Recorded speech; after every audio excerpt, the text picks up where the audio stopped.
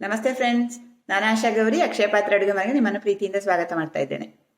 ಅನ್ನಕ್ಕೆ ಸೇರಿಸ್ಕೊಳ್ಳಿಕ್ಕೆ ಸಾರು, ಸಾಂಬಾರು, ಮಜ್ಜಿಗೆ ಹುಳಿ, ಅವಿಯಲ್ ಹೀಗೆ ಬಗೆ ಬಗೆಯ ಪದಾರ್ಥಗಳನ್ನು ಮಾಡ್ಕೊಳ್ತೇವೆ. ಇದ್ರ ಜೊತೆಗೆ ನಾನು ಇವತ್ತು ಕಾಯಿ ರಸ ಅನ್ನೋ ಅಡುಗೆಯನ್ನು ಮಾಡಿ ತೋರಿಸ್ತಾ ಇದ್ದೇನೆ. ಕಾಯಿ ರಸ ಬೆಂಡೆಕಾಯಿಯಿಂದ ಮಾಡ್ತಾ ಇದ್ದೇನೆ. ಬನ್ನಿ ನೋಡೋಣ.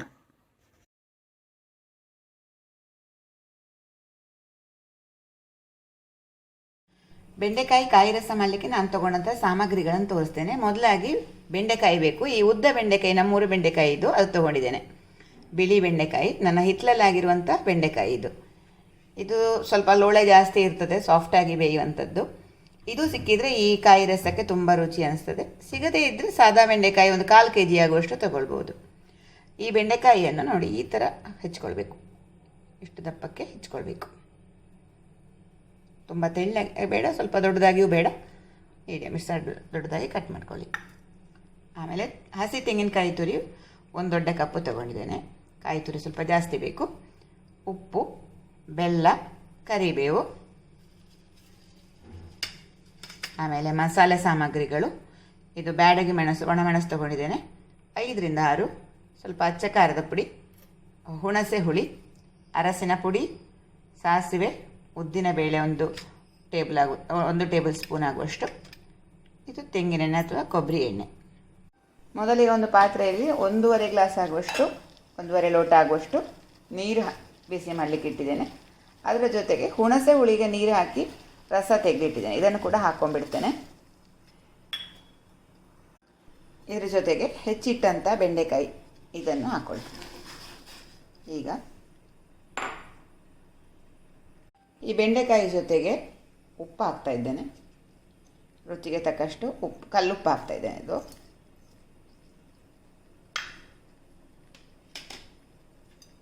ಆಮೇಲೆ ಬೆಲ್ಲ ಹಾಕ್ತಾ ಇದ್ದೇನೆ. ಬೆಲ್ಲ ಸ್ವಲ್ಪ ಕಡಿಮೆ ಬೇಕು ಅಂತ ಸಾಕು ಅಂದವರು ಸ್ವಲ್ಪ ಕಡಿಮೆ ಹಾಕ್ಕೊಳ್ಬೋದು. ಬೆಲ್ಲ, ಅರಸಿನ ಪುಡಿ 1/2 ಟೀ ಸ್ಪೂನ್ ಆಗುವಷ್ಟು. ಇದು ಅಚ್ಚ ಖಾರದ ಪುಡಿ, ಇದು ಸಹ ಅಷ್ಟೇ, ಸ್ವಲ್ಪ ಸಾಕು.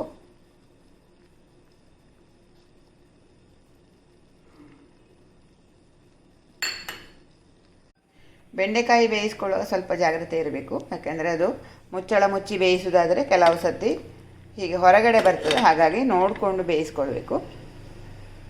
ಈಗ ಮಸಾಲೆ ಹುರ್ಕೊಳ್ಳೋಣ. ಇದಕ್ಕೆ ಕೊಬ್ಬರಿ ಎಣ್ಣೆ ಹಾಕ್ತಾ ಇದ್ದೇನೆ. ಒಂದು ಸೌಟಿಗೆ ಕೊಬ್ಬರಿ ಎಣ್ಣೆ ಮತ್ತು ಕೇವಲ ಉದ್ದಿನಬೇಳೆ ಅಷ್ಟೇ ಮಸಾಲೆ ಹಾಕ್ತಾ ಇದ್ದೇವೆ. ಯಾವುದೇ ಸ್ಪೈಸಸ್ ಇಲ್ಲ. ಉದ್ದಿನಬೇಳೆ 1 ಟೇಬಲ್ ಸ್ಪೂನ್ ಆಗುವಷ್ಟು ಹಾಕಿದ್ದೇನೆ.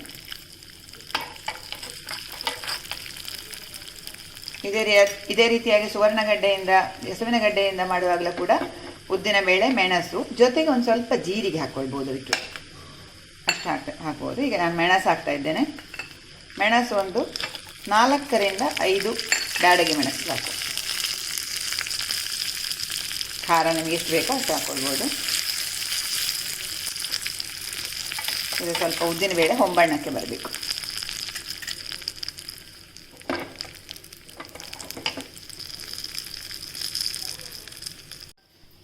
ಇದು ಸಹ ಗ್ಯಾಸ್ ಆಫ್ ಮಾಡ್ಕೊಳ್ತೇನೆ.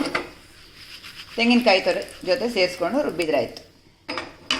ಸ್ವಲ್ಪ ತಣ್ಣಗಾಗಲಿ. ಬೆಂಡೆಕಾಯಿ ಬೇಯುವಷ್ಟೊತ್ತಿಗೆ ನಾವು ಮಸಾಲೆ ರುಬ್ಬಿಕೊಳ್ಬೇಕು.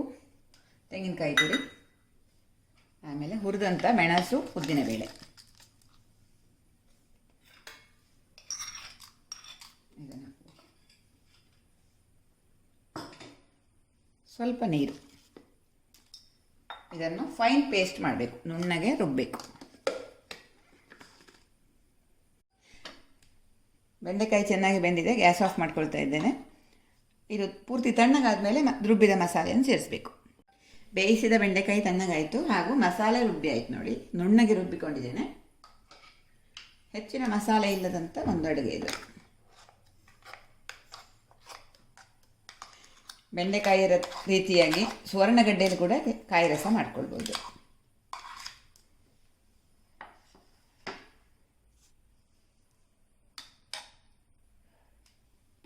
ಸ್ವಲ್ಪ ನೀರು ಸೇರಿಸ್ಕೊಳ್ತಾ ಇದ್ದೇನೆ.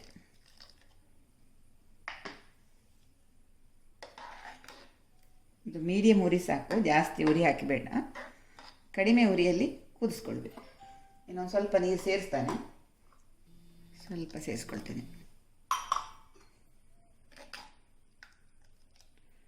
ಇದು ತೆಂಗಿನಕಾಯಿ ಎಲ್ಲ ದಪ್ಪ ಆಗುವಂಥ ಹುಳಿ, ಇದು ಕಾಯಿ ರಸ.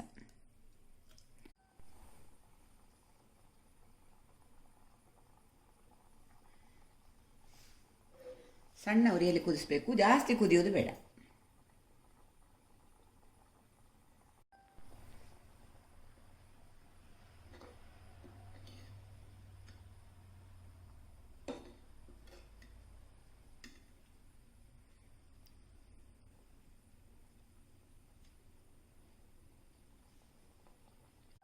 ಕಾಯಿ ರಸ ಕುದಿಲಿಕ್ಕೆ ಶುರುವಾಯಿತು. ಈಗ ನಾನು ಗ್ಯಾಸ್ ಆಫ್ ಮಾಡ್ಕೊಳ್ತೇನೆ.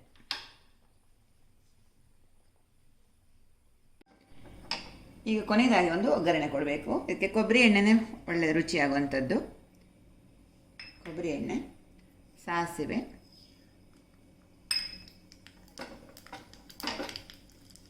ಒಣಮೆಣಸು, ಸಾಸಿವೆ ಸಿಡಿಯುವಾಗ ಸ್ವಲ್ಪ ಕರಿಬೇವು ಹಾಕ್ಕೊಳ್ತಾ ಇದ್ದೇನೆ. ಇದು ಆಪ್ಷನಲ್, ಕರಿಬೇವು ಇಲ್ಲದೆ ಕೂಡ ಮಾಡ್ಕೊಳ್ಬೋದು. ಗ್ಯಾಸ್ ಆಫ್ ಮಾಡಿಕೊಂಡು ಒಗ್ಗರಣೆ.